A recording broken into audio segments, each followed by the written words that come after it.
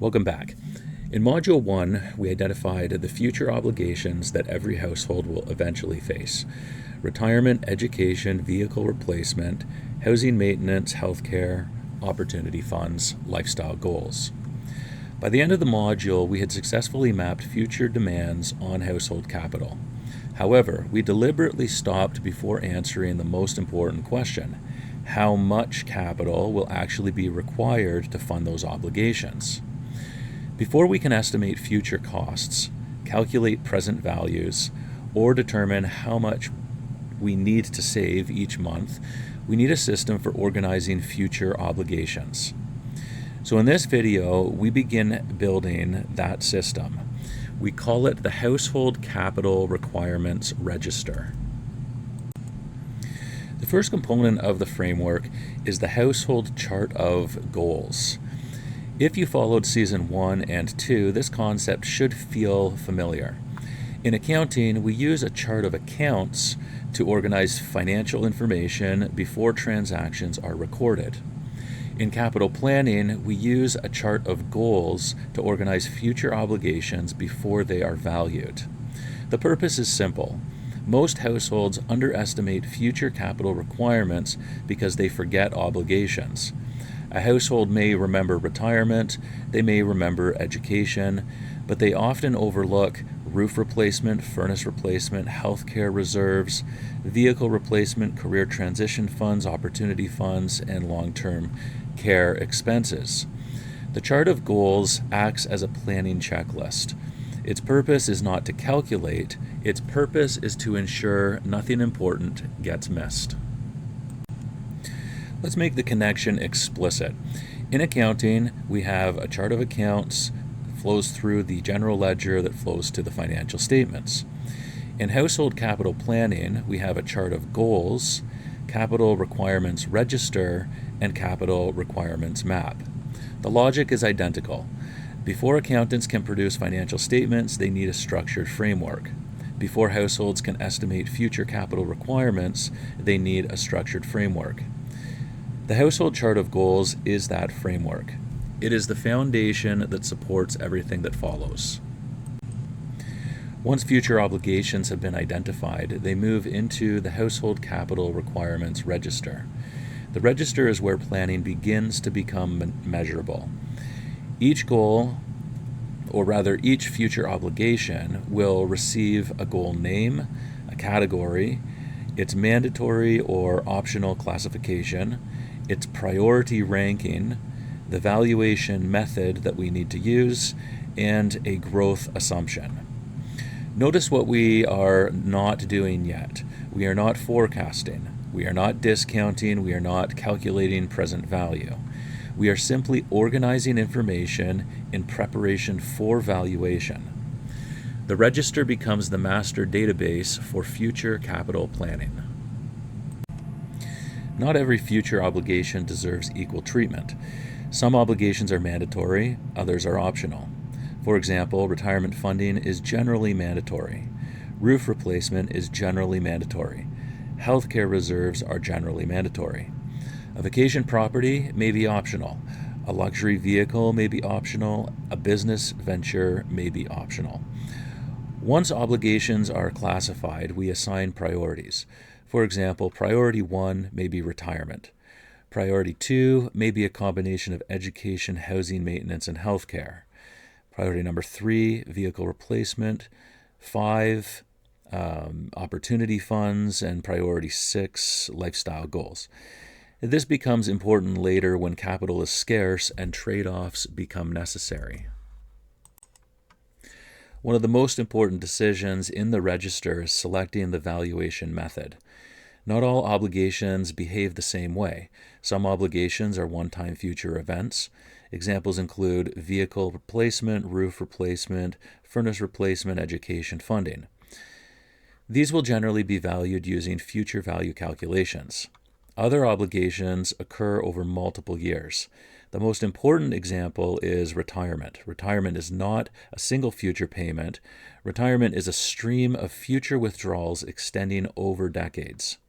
As a result, retirement will require a different valuation framework.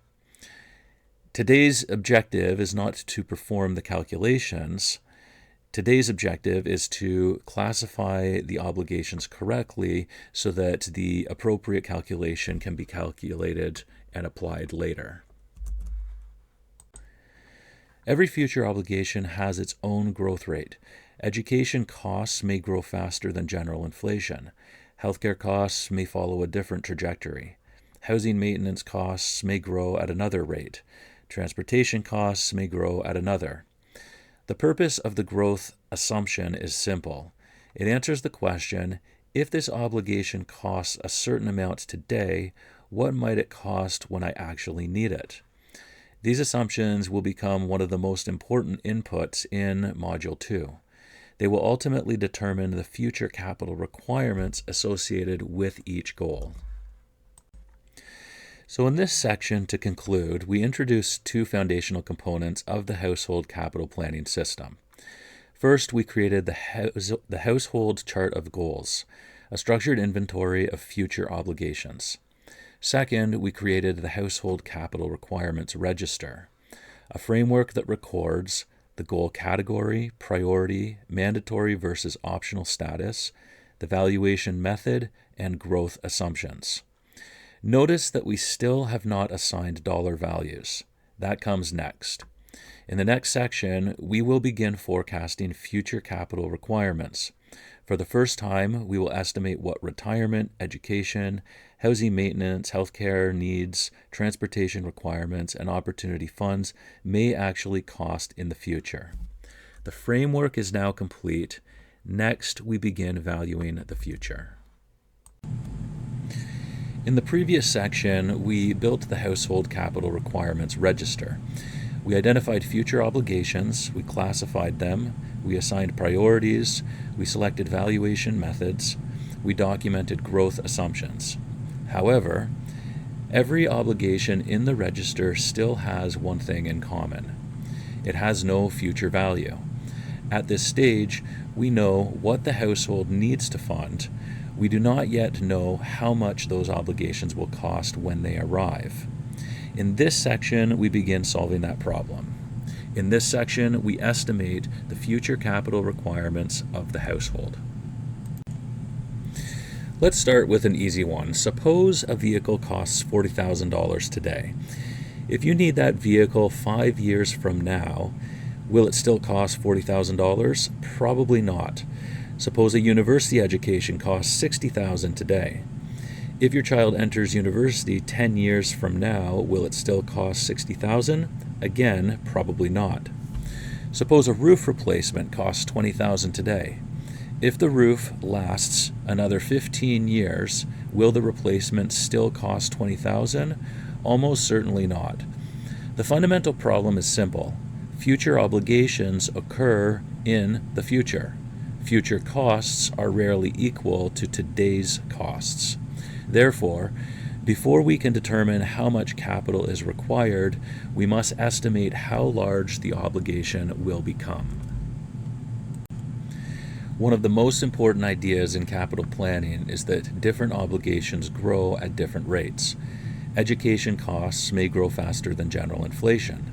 Healthcare costs may grow faster than general inflation as well. Transportation costs may follow another pattern. Housing maintenance may follow another. As a result, each goal in the register carries its own growth assumption.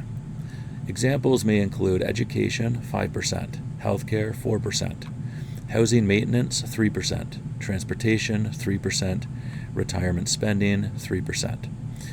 These assumptions are not predictions. They are planning assumptions. Their purpose is to create a reasonable estimate of future capital requirements. To estimate future obligations, we use a future value calculation. The logic is straightforward. Take today's cost, apply a growth assumption, project the obligation forward through time. The result is the future cost. The formula used to determine this is the future value is equal to the present value times 1 plus the growth rate, all raised to the exponent n. This formula becomes the foundation of our forecasting process. And this formula can be easily used within Excel. You would just type in equals FV, open bracket, and then add the variables that you're prompted for in Excel. Example 1, the vehicle replacement. Suppose that the current vehicle cost is $40,000. This is the present value. The growth rate is 3%. When we put this 3% in the brackets, it's 1 plus 0.03. And the years until replacement is 5. This becomes N. So using the future value formula, the future vehicle cost is approximately $46,371. Notice what happened. The obligation did not change. The timing changed. Because the purchase occurs in the future, the required capital increased. The register now contains our first future capital requirement. Example number 2, education funding. Suppose that the current education cost, or the present value of the education, is $60,000. The growth rate is 5%, and the years until enrollment is 10 years. The future education cost will be approximately $97,734. The growth assumption is only 2 percentage points higher than the vehicle example, yet the future cost becomes dramatically larger. This demonstrates an important principle. Small differences in growth assumptions create large differences over long periods. As future values are calculated, the register begins to evolve. What was once a list of obligations becomes a list of future capital requirements. The household now knows not only what must be funded, but approximately how much must be funded. This is a critical transformation. The register is beginning to quantify the future. So to wrap up this section, we estimated future capital requirements. We learned that future obligations must be projected forward through time. Different goals require different growth assumptions. Small changes in assumptions can produce large changes in future costs. Future value calculations transform goals into measurable capital requirements. For the first time, our register contains numbers. However, one important question remains unanswered. When do these obligations occur? In the next section, we will take every future capital requirement and place it on a timeline. We will build the household capital requirements map and begin visualizing future cash demands across decades. The obligations have been valued. Next, we determine when they arrive. We estimated the future cost of household obligations. We projected education costs, we projected vehicle replacement costs, we projected housing maintenance costs, we projected healthcare reserves. For the first time, the household capital requirements register contained future capital requirements. However, an important problem remains. Imagine 2 households. Each household requires $1 million of future capital. At first glance, they appear identical. But what if one household needs the money next year and the other needs it 30 years from now? Suddenly, they are very different situations. In this section, we learn an important lesson. Knowing how much capital is required is not enough. We must also know when that capital is required. Suppose both households need $100,000. Household A needs the money in 2 years. Household B needs the money in 30 years. The required amount is identical. The planning challenge is not. Household B has significantly more time. More time means more flexibility, more compounding, more contribution opportunities, more margin for error. This is why timing is a critical component of capital planning. Future obligations have 2 dimensions. First, how much. Second, when. Until both questions are answered, the planning process remains incomplete.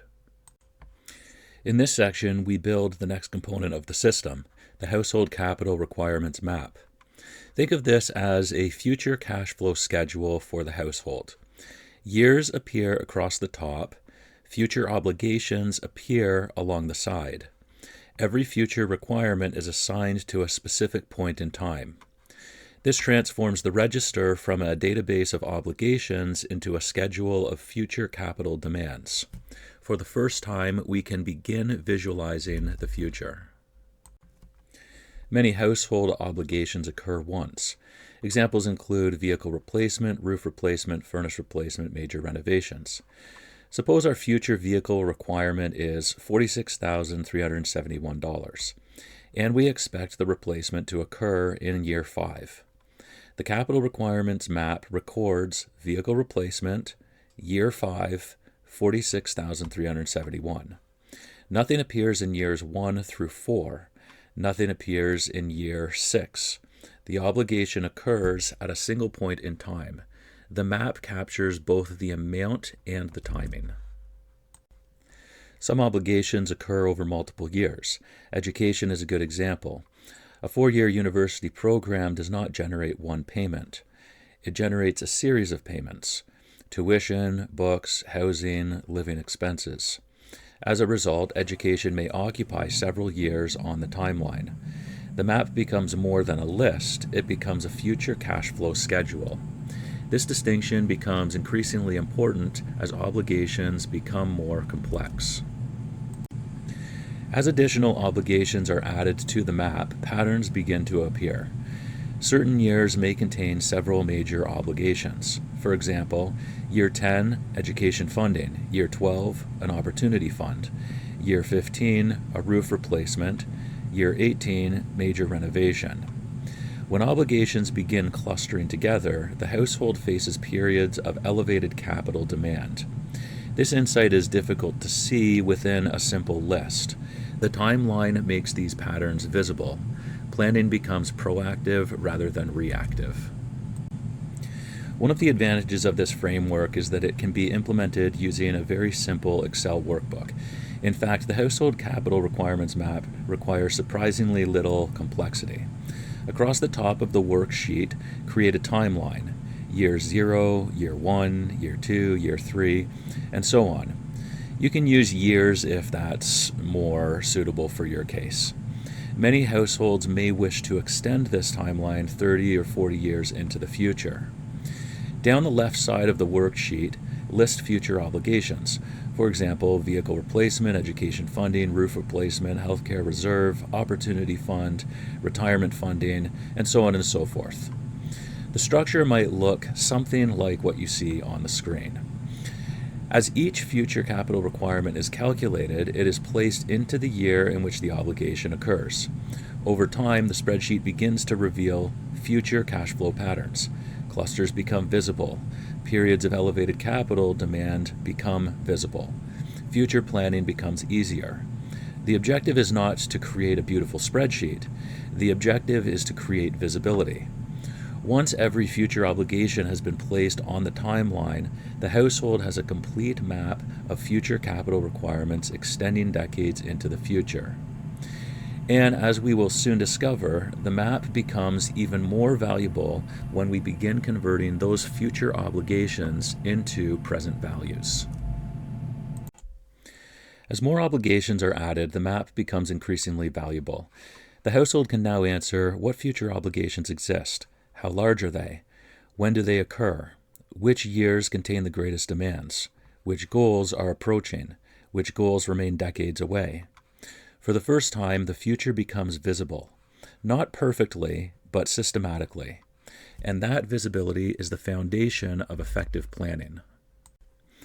In this section, we transformed the household capital requirements register into a household capital requirements map. We learned that every obligation has 2 critical dimensions: how much capital is required and when that capital is required.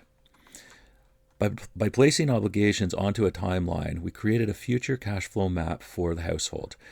We can now see future capital demands across decades.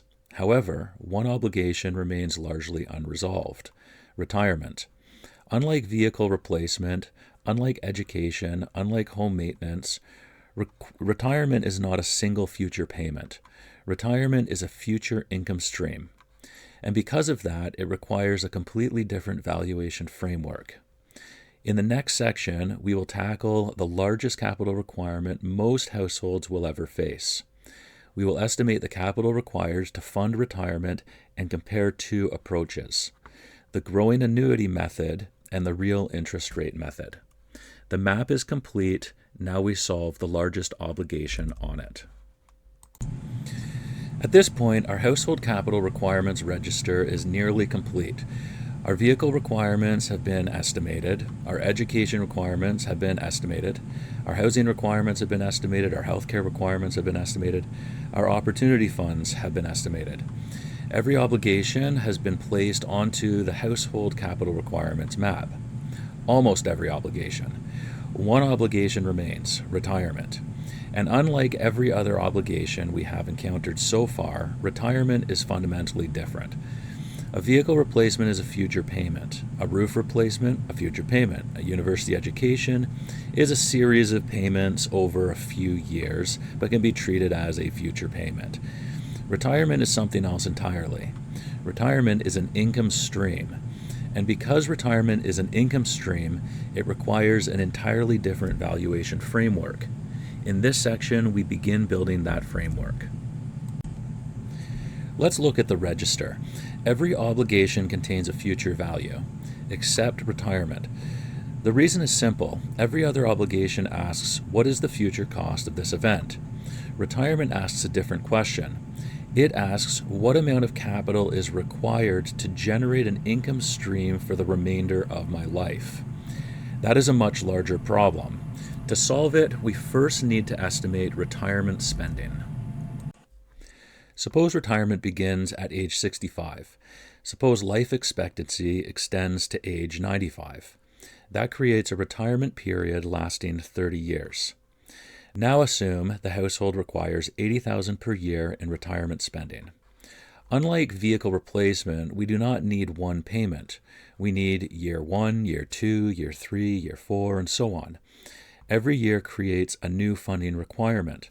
The retirement obligation is therefore a value series rather than a single future payment. The first question becomes, how much income will be required each year? The answer depends on lifestyle expectations, housing costs, healthcare costs, taxes, travel, family support, inflation. For simplicity, let's assume that the required spending at retirement is $80,000. This becomes the first payment in the retirement series. If inflation is expected to be 3%, let's just assume, future retirement spending will increase each year. Year 1, $80,000, year 2, $82,400, year 3, $84,872, and so on. The retirement value series begins to emerge. Consider a vehicle replacement. One payment, approximately $50,000. Now consider retirement, 30 years of spending, beginning at $80,000 per year, increasing with inflation. Suddenly, the largest capital requirement in the household becomes obvious. Most households spend more funding retirement than every other obligation combined. This is why retirement deserves its own valuation framework. There are two common approaches. The first is the growing annuity approach. The second is the real interest rate approach. The growing annuity approach explicitly models inflation growth within retirement spending. The real interest rate approach removes inflation from the analysis and works entirely in today's purchasing power. Both approaches are attempting to answer the same question: how much capital is required to support future retirement spending? Under consistent assumptions, both approaches can produce very similar, if not the same, answers. Although both methods work, the real interest rate approach is generally easier to implement in Excel. Instead of inflating every future retirement payment, we express retirement spending in today's purchasing power. Then we calculate a real return. For example, if the nominal return is 7%, the inflation is 3%, then the real return is approximately 4%. The retirement calculation becomes easier to understand, the spreadsheet becomes easier to audit, and retirement spending remains expressed in terms households naturally understand. For those reasons, we will primarily use the real interest rate approach throughout the remainder of this framework. At this point, we have successfully built the retirement value series. We know when retirement begins, how long retirement lasts, how much spending is required each year. The final question becomes how much capital must exist at retirement to fund that income stream. This is where the retirement value series is transformed into a retirement capital requirement, or what we've been calling the target. And once that capital requirement is known, retirement becomes just like any other line item in the household capital requirements registered. So follow these steps very, very carefully to be able to calculate. Step 1, understand what we are solving. It is important to understand what we are calculating. We are not calculating the present value today. We are calculating the value required at the beginning of retirement, so your retirement date. Think of retirement as a future liability. The retirement income stream begins at age 65. Therefore, we need to determine what amount of capital must exist at age 65 to fund all future retirement withdrawals. The answer to that question becomes the retirement capital requirement. Step 2, use the real interest rate approach. Earlier, we introduced two methods, the growing annuity approach and the real interest rate approach. For household planning and Excel implementation, we will use the real interest rate approach as mentioned. Instead of inflating every retirement payment individually, we express spending in today's purchasing power and discount using a real rate of return. This dramatically simplifies the model. Step 3, calculate the real rate of return. Suppose that the expected investment return during retirement is 7%. The expected inflation rate is 3%. The real rate can be calculated with lower numbers like 7 and 3. You can just take 7 minus 3 or use 4% as the discount rate. The real rate is actually in the numerator 1 plus the nominal rate. So that would be the expected return that you're earning during retirement. So that's the 0.07. So you'd have 1.07 in the numerator divided by, in the denominator, 1 plus the inflation rate, or 1.03, and then minus 1. So substituting our assumptions, the real rate would be, using that math, 3.88. So for simplicity, many planners, they round this to approximately 4%. The real rate becomes the discount rate used in the retirement valuation. Step 4, populate the present value function inputs. Excel allows us to value the retirement income stream using the present value function. The required inputs are straightforward. Rate, the real rate of return. In our example, you can use 3.88 if you want to be precise, but you can use 4% as well. Remember, there's a number of assumptions. 1, the rate of return you get on your investments during retirement, which is most likely not going to be exact. And 2, inflation, which is also not likely to be exactly 3% throughout your entire retirement. So using 3.88 or 4 is really not going to make a huge difference. For a number of periods, the number of retirement years, the retirement age is needed, the 65, and the life expectancy, 95. Therefore, the difference between those, the number of periods, is 30 years. The payment, the annual retirement spending requirement, expressed in today's dollars. So the payment is equal to $80,000. Now, notice that that $80,000 is the payment at the retirement date.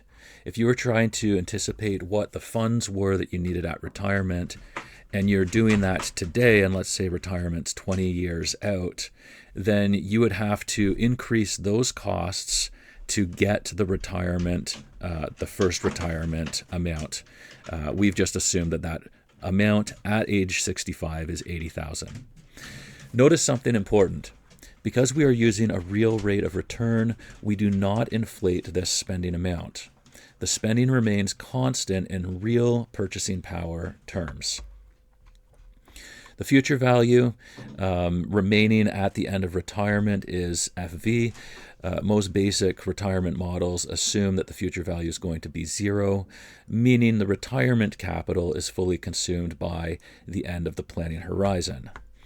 This does not mean that the legacy is 0. It just means that the amount of money for retirement is going to be drawn down to 0 by approximately the life expectancy. Type, this is the timing of withdrawals. So type equals 0 means that the payments occur at the end of the year. If you put type equals 1, then the payments occur at the beginning of the year. For retirement planning, type 1 is often appropriate because spending begins immediately upon retirement. So you need that $80,000 today that's going to fund the entire year, and then the next period will come out at the beginning of the year as well. Step 5, calculate the retirement capital requirement. So using those values, rate 3.88 and per 30, payment 80,000, future value 0 and type 1, Excel gives you the result of approximately $1.48 million. Again, that $1.48 million is based on the assumptions that we've used. So what does this number mean? This is one of the most important concepts in the entire planning framework. The result is not the amount required today. The result is the amount required at the beginning of retirement. In other words, if approximately 1.48 million exists at age 65 and the portfolio earns approximately 3.88% real return and 80,000 is withdrawn annually, the retirement income stream can be funded for approximately 30 years.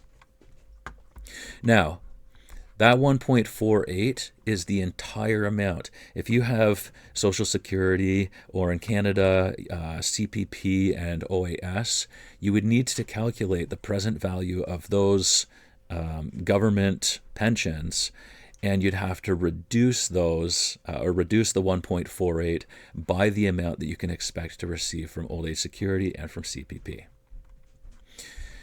We can now return to the register.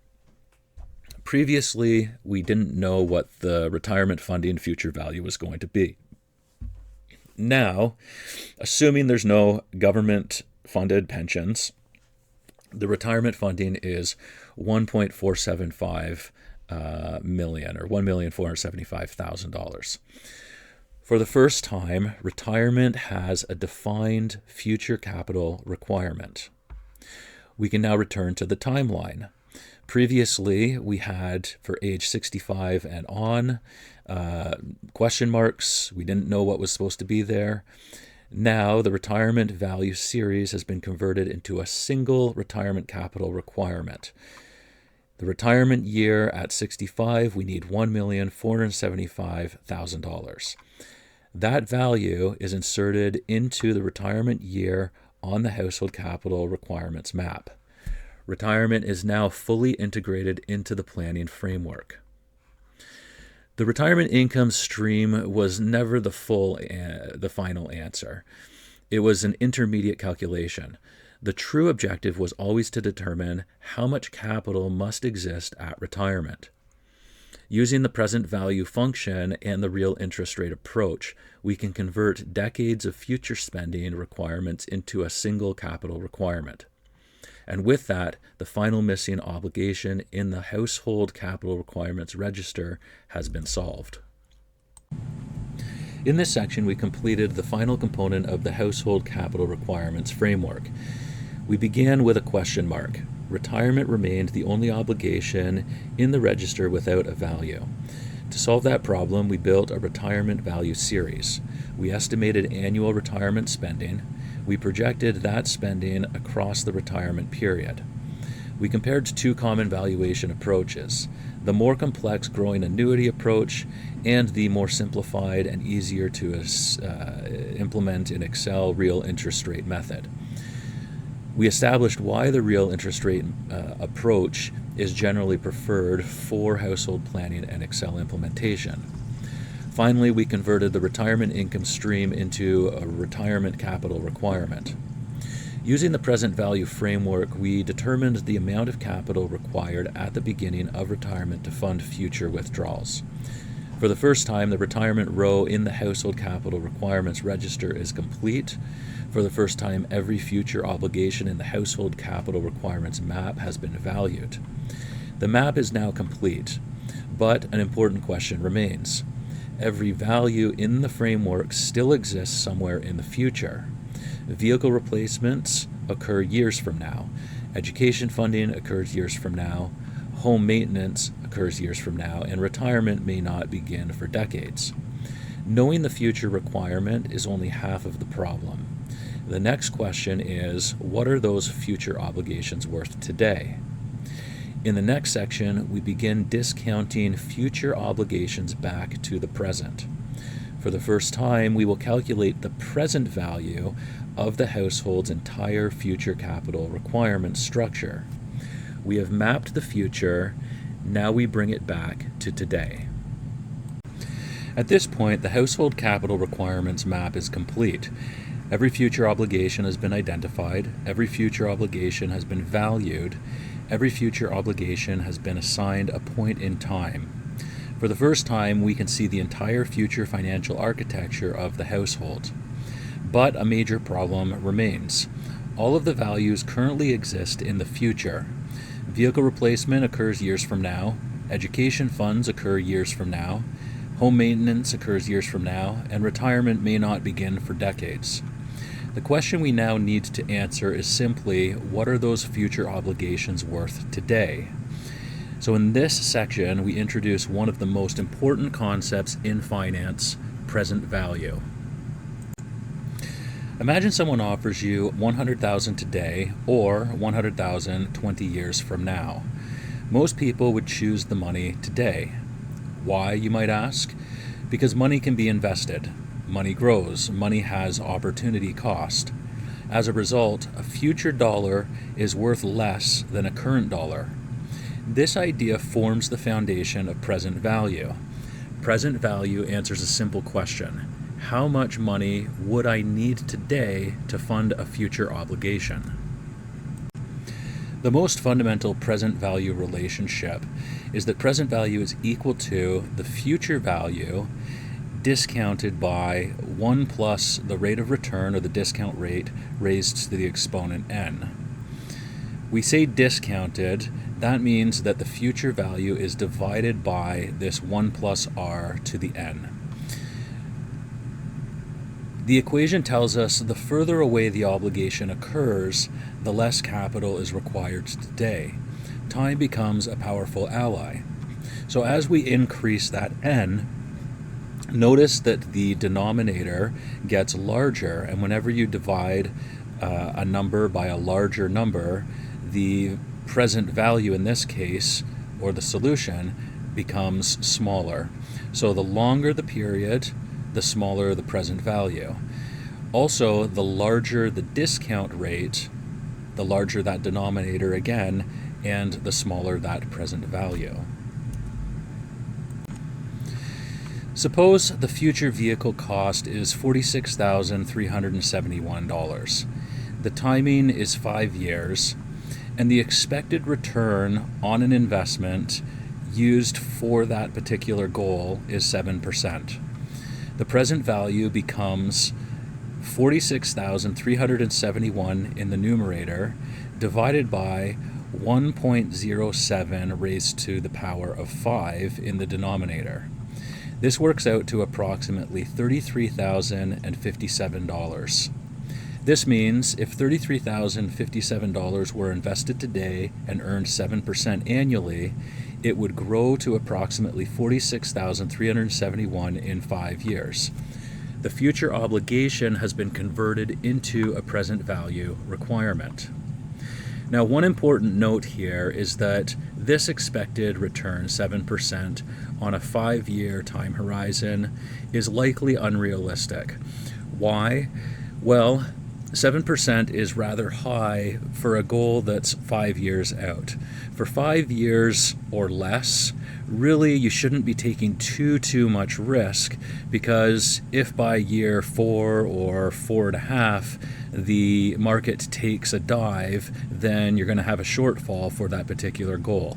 So it's typically prudent, and we'll get into this in future episodes, but it's prudent to use an expected return that aligns well with the time and the risk that you are taking. The process is now repeated. Vehicle replacement, present value. Education funding, present value. Roof replacement, present value. Healthcare reserve, present value. Opportunity fund, present value. Every future obligation is converted into a present value. One by one, the register begins transforming. Instead of future requirements, it now contains today's funding requirements. Notice something important. Two obligations can have identical future values, but different present values. Why? Because timing matters. A 100,000 obligation in 3 years is very different from a 100,000 obligation in 30 years. The longer the timeline, the more opportunity exists for compounding. This is why timing and value must always be considered together. Eventually, every obligation receives a present value. When those present values are added together, something remarkable happens. The household now possesses a single number, a total funding target. This represents the present value of all future household obligations. For the first time, we can quantify the financial challenge facing the household. Everything now has a common unit of measurement, today's dollars. In this section, to conclude, we introduced present value. We learned that future obligations and present obligations are not equivalent. Time changes value. Using present value, we converted future household obligations into today's funding requirements. Vehicle replacements, education funding, healthcare reserves, opportunity funds, retirement capital requirements. All were transformed into present values. For the first time, the household has a total funding target expressed entirely in today's dollars. But one final question remains. Knowing the target is useful, knowing whether we are on track is even more important. So in the next section, we will compare the household's available capital against its required capital. For the first time, we will calculate a true funding adequacy ratio. We now know what the future costs. Next, we determine whether we are prepared to fund it. Throughout this framework, we have been building toward a single question. Are you financially prepared for the future?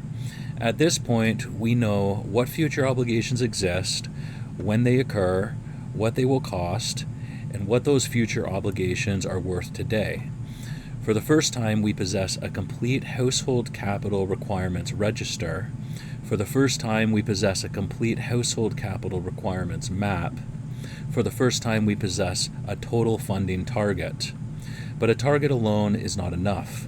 The real question is, how does the household's current financial position compare to the requirement? In this section, we answer that question, and in this section, we introduce funding adequacy. The framework can now be divided into two worlds. The first is the demand side. This represents everything the household must eventually fund. Education, healthcare, vehicle replacement, home maintenance, opportunity funds, retirement. Every future obligation we have identified throughout Module 2. The second is the supply side. This represents the capital available to fund those obligations. Cash, investments, retirement accounts, business interests, home equity, other financial assets. Funding adequacy exists at the intersection of these two worlds. It compares what is available against what is required. Now you'll notice that the retirement accounts include 401k, IRA, Roth IRA, and pensions, and this will be familiar to the US viewers. For Canada, you're looking at RRSPs, TFSAs, and pensions as well. And whatever the structure is in your particular country, you can translate those types of accounts into your own home country type of accounts. The funding adequacy ratio is remarkably simple. It is calculated as the available capital divided by the required capital, where available capital represents the household's assets today. Required capital represents the total present value of future obligations. The result tells us whether the household currently possesses enough capital to fund its future requirements. A single number now summarizes the entire planning framework. Suppose a household has available capital $800,000 and required capital of $1 million. The funding adequacy ratio becomes $800,000 divided by $1 million, which is equal to 0.8, or 80%. This means the household currently possesses approximately 80% of the capital required to fund its future obligations. The household is making progress, but a funding gap remains. The ratio can be interpreted very easily. Less than 1.0, the household is underfunded. Future obligations exceed available capital. Equal to 1.0, the household is fully funded. Available capital equals required capital. Greater than 1.0, the household is overfunded. Available capital exceeds required capital. The further above 1.0 the ratio rises, the greater the household's financial flexibility. Now, there is one weakness in the funding adequacy ratio as it currently stands, and I alluded to this as a problem in Season 3. It ignores time. Suppose two households each have a funding adequacy ratio of 0.50. The first household is age 25, the second household is age 60. The ratios are identical, but the situations are clearly different. The younger household has decades remaining, the older household does not. To account for this, we can compare a funding process to time progress. So suppose the current age is 45, the target age is 65. Planning start age is 25. The total planning horizon equals 40 years. The elapsed time equals 20 years. Progress through the planning horizon becomes 50%. Now suppose that the funding adequacy is 0.50. The household has accumulated 50% of the required capital. Time progress is also 50%. So the adjusted measure becomes 50% divided by 50%, or 1.0.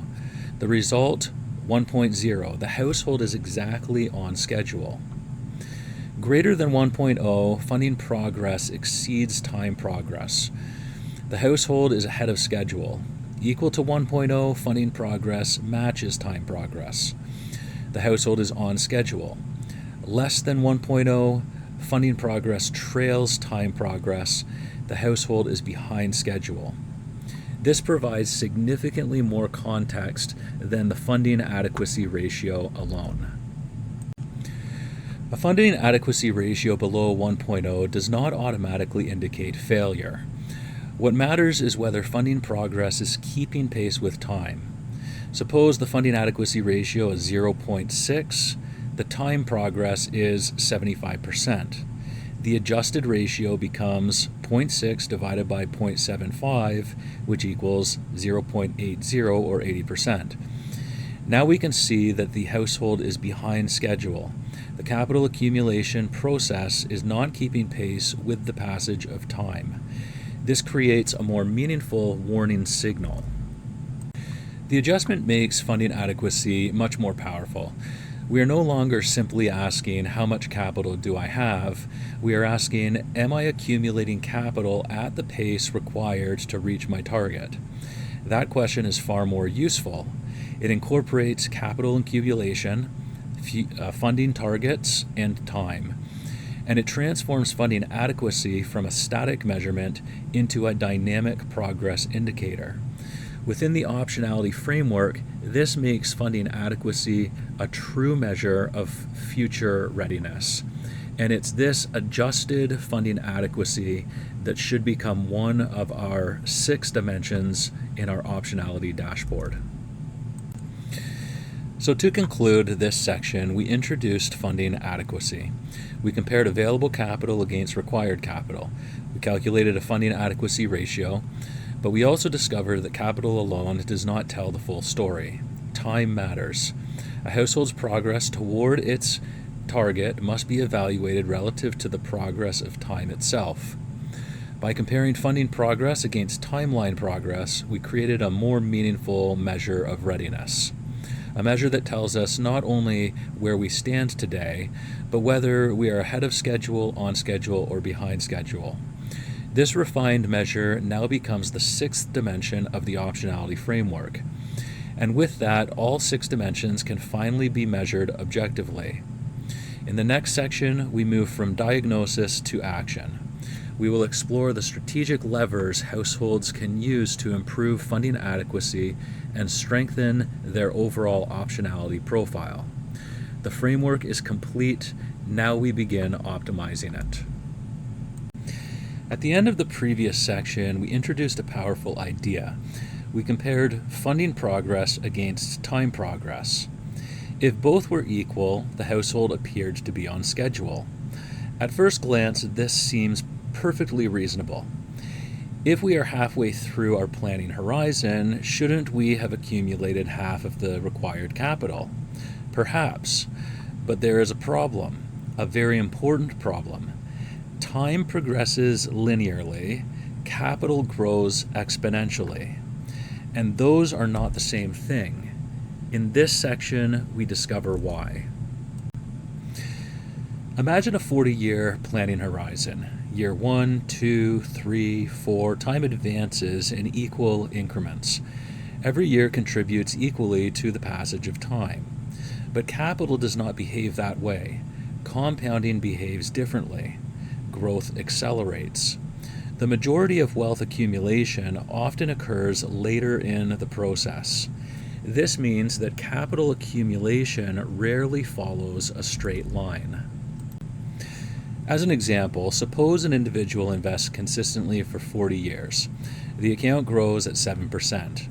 Early years appear disappointing. Progress feels slow. But later years accelerate dramatically. The account value begins to rise much faster than the passage of time. The relationship becomes increasingly nonlinear. This creates an important insight. Being 50% through the timeline does not necessarily mean you should possess 50% of the final capital. In the previous section, we introduced funding progress divided by time progress. This is useful. It provides context, but it still assumes that the ideal accumulation path is linear, and that assumption may not be true. The real question becomes how much capital should exist at this point in time, not based on elapsed years, based on the mathematics of compounding.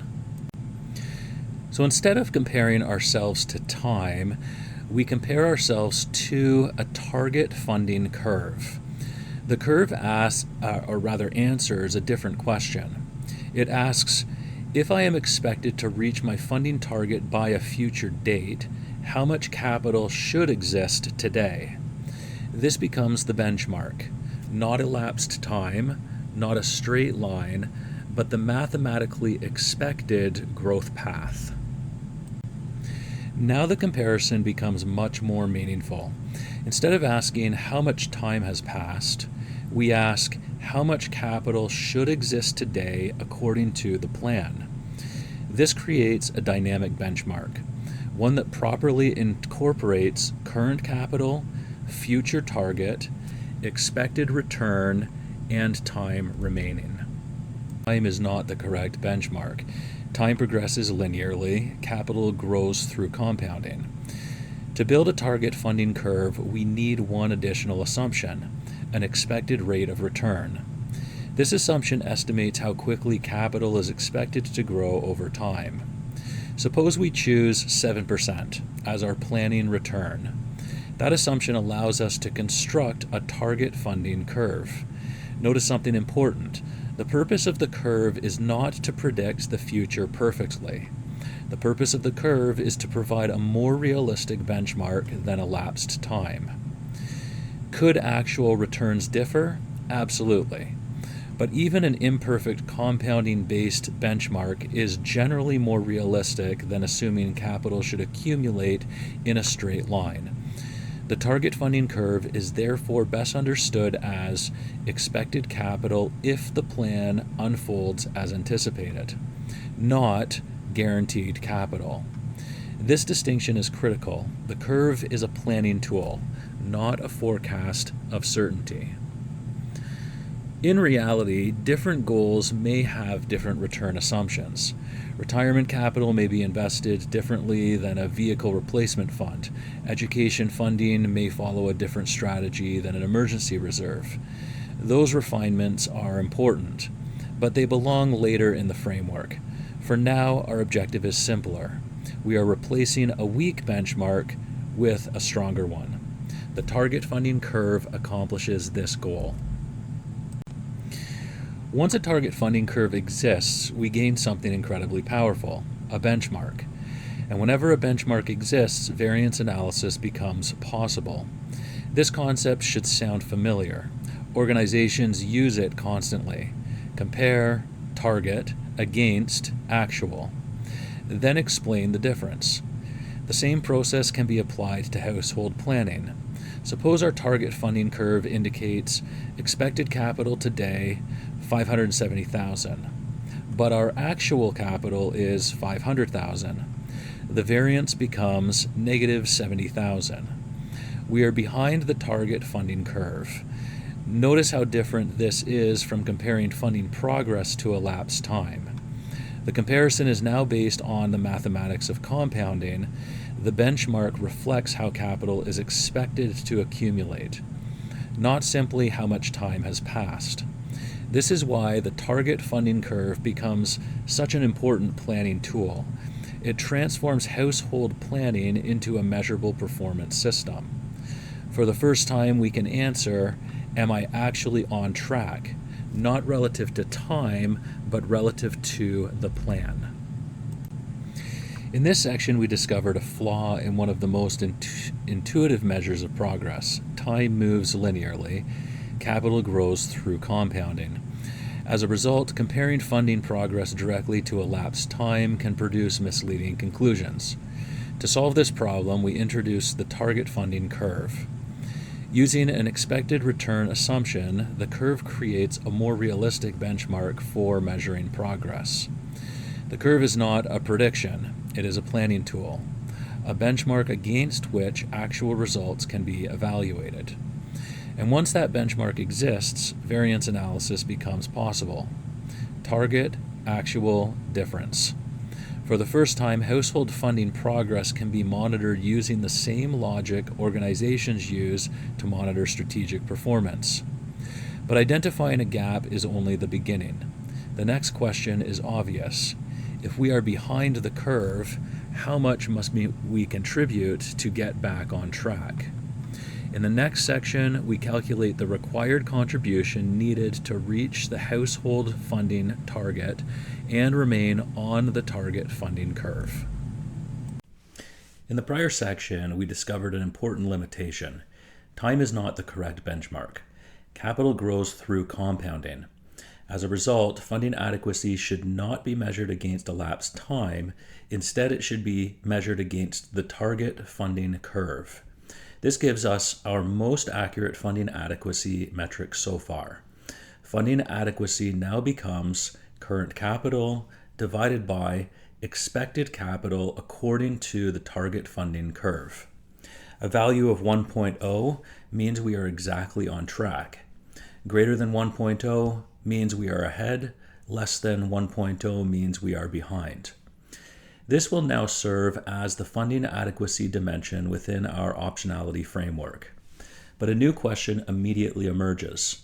If we are behind the curve, what do we do next? Knowing that we are behind schedule is useful, but diagnosis alone does not solve the problem. The next step is determining the action required. Specifically, how much capital must be contributed to reach the funding target. This is where the time value of money toolkit becomes incredibly useful because it allows us to solve directly for the required contribution. And really, if you're sitting down with a financial advisor, a main component of that discussion should be, where should you be at, where are you currently, and what are we going to do to bridge the difference? If you're ahead of schedule, then you may be able to cut back on some of your saving in order to reach your goal. If you're behind schedule, then you should be able to increase that savings just slightly. Other mechanisms could include extending the goal or changing the types of investments that you're invested in to increase or decrease the return. To calculate the required contribution, we need 4 pieces of information. First, the funding target. This represents the future value we want to achieve. You can find it in our household capital requirements map. Second, current capital. This is what already exists. Now be careful, it's what already exists. If you're doing this for all goals, then it's the capital available for all goals, but most likely you'll be doing it for one single goal. So just the capital that's being targeted for that single goal should be used here. This is the present value. Third, the number of periods remaining. How much time do we have? And fourth, the expected rate of return. How quickly do we expect capital to grow?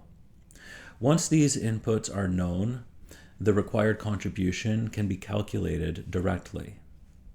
Now, one note of procedure when you are calculating the payment, PMT, and we'll get to that in a second, you have to make sure that any cash outflows, for instance, your initial contribution or your current capital, which is your present value, this is negative. Why? Because it's a cash outflow.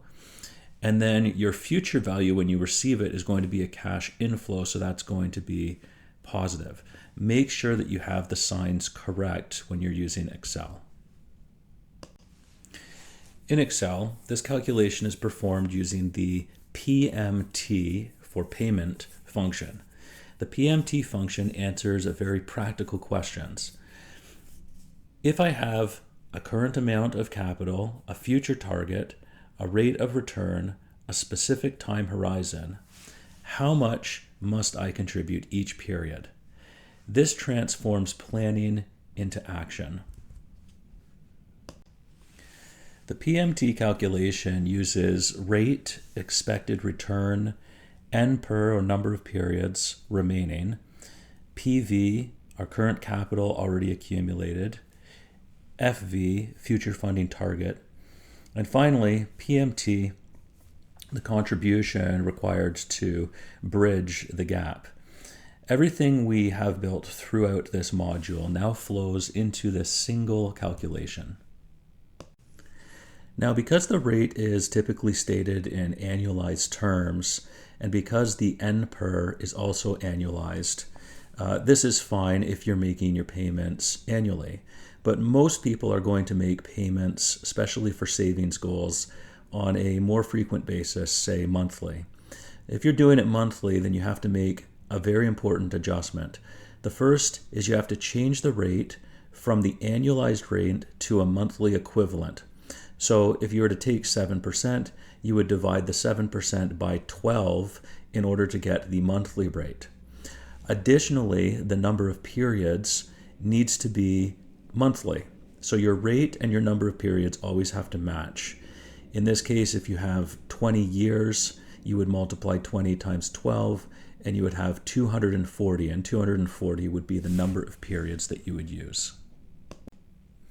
And one last thing regarding the calculation, at the very end, you'll be asked either 0 or 1. 0 is for the payment to begin at the end of the period. 1 is if you are making the payment immediately. So if you were talking to a financial advisor and you were setting this up and the question was, do you want to make the payment now versus at the end of the month, let's say, then depending on what your decision was, let's make the first payment now or let's fund it now, which is typically required, you would use 1 in your payment calculator because that's going to accumulate over the course of time. Now the difference isn't huge, but it is a technicality that you will run into, and I just wanted to point that out. So let's work through an example calculation.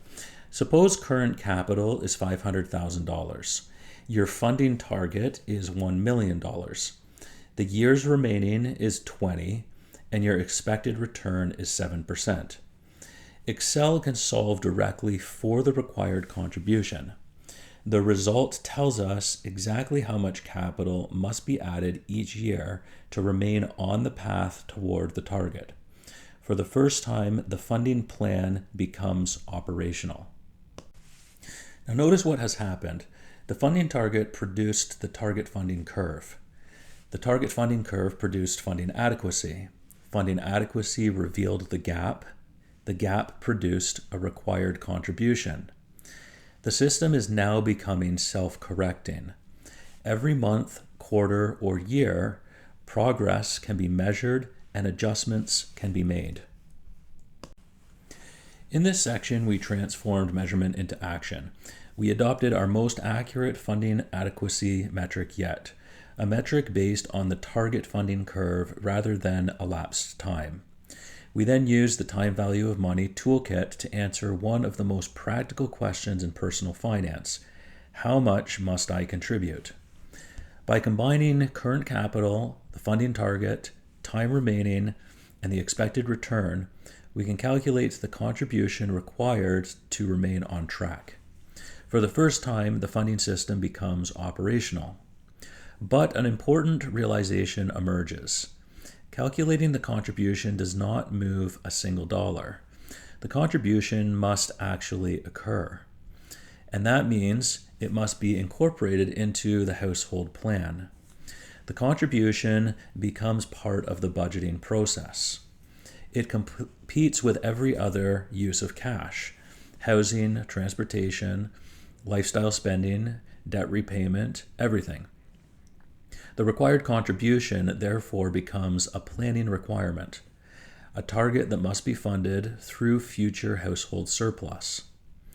This creates a direct connection between the budget, the funding plan, funding adequacy, and optionality.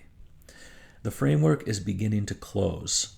Future obligations create funding targets. Funding targets create required contributions.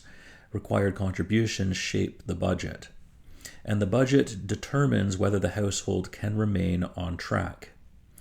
In the next section, we build the master funding budget and connect the funding plan directly to the household operating system. For the first time, every future obligation, funding requirement, and planned contribution will appear within a single integrated planning framework. In the previous section, we calculated the required contribution. For the first time, the funding plan told us exactly how much capital must be invested each year.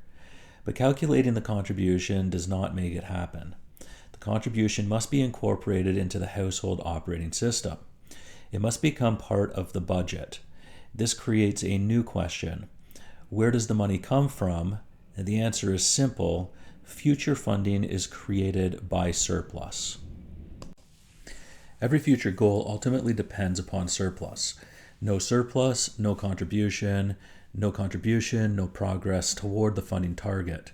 This means the funding plan and the budget cannot be separated. The budget determines how much capital can be created. The funding plan determines how much capital must be created. The relationship between these two numbers drives everything. This creates one of the most important planning tests in the entire framework. Compare the available surplus against the required contribution. If surplus exceeds the contribution requirement, the funding plan is feasible. If surplus falls short, something must change. The household must either increase income, reduce expenses, increase expected returns, extend the timeline, or reduce future obligations. The mathematics immediately expose the gap. The contribution should not exist as a one-time calculation. It should become a permanent budgeting category, every month, every quarter, every year. The contribution becomes a planned use of future capital surplus. This transforms the contribution from a theoretical requirement into an operational budget item. Notice what has happened. We have returned to the same logic used throughout financial planning and FP&A. Target, actual, difference. Variance analysis now applies to contributions. The household can measure whether it is contributing more than required, exactly as required, or less than required. The funding system becomes measurable. Funding adequacy is not static. Every contribution changes the score. Every contribution pushes capital closer to the target funding curve. This means the budget directly influences funding adequacy, and funding adequacy influences optionality. The relationship is now becoming clear. What began as future obligations has now become an operating system. Future obligations create funding targets. Funding targets create required contributions. Required contributions shape the budget. The budget creates funding adequacy. Funding adequacy creates optionality. The framework is closing. In this section, we incorporated the funding plan into the household operating system. The required contribution is no longer an isolated calculation. It is now part of the budget, a recurring commitment that must be funded through future surplus.